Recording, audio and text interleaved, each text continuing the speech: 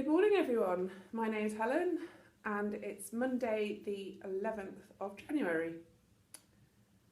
On Christmas Eve here at Scargill we had the surprise of an eagle owl taking perch on one of the trees behind the chapel.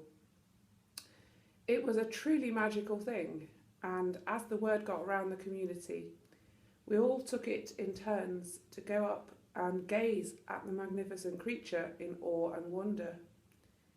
It stayed for the whole day, and we have since seen it flying in our woodland. It was a wonderful blessing to us all.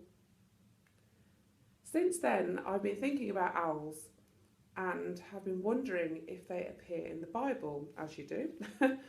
And after a Google search, I discovered that owl appears an amazing 17 times, all in the Old Testament. And it's been fascinating to read these verses and the context in which they lie. And they're mainly in Leviticus and Isaiah. But there was one verse which I'm going to share with you this morning, and that is in Isaiah 34.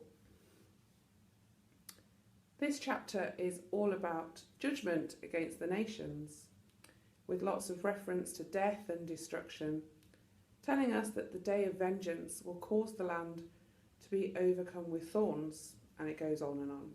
You get the picture. But in verse 15, there is this beautiful image of an owl in a nest looking after her young. Let me read it to you.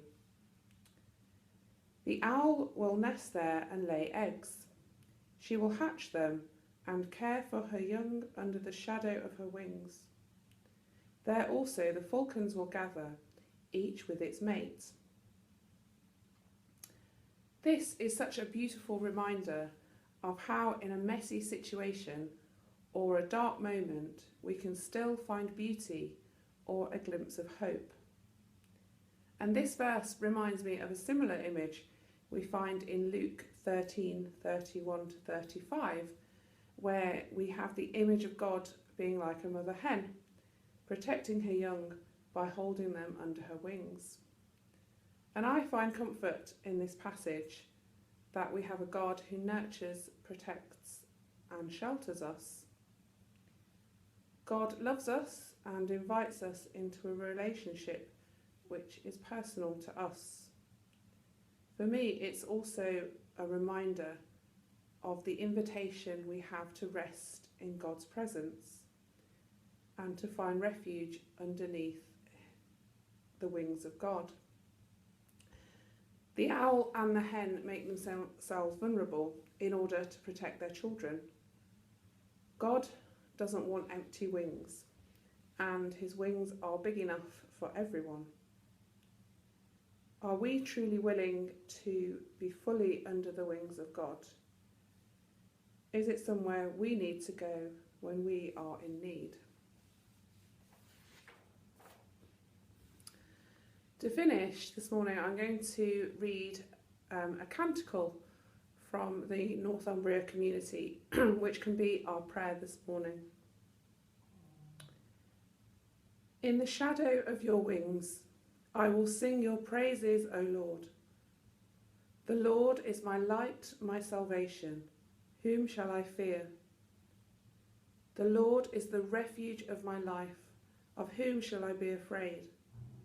In the shadow of your wings, I will sing your praises, O Lord.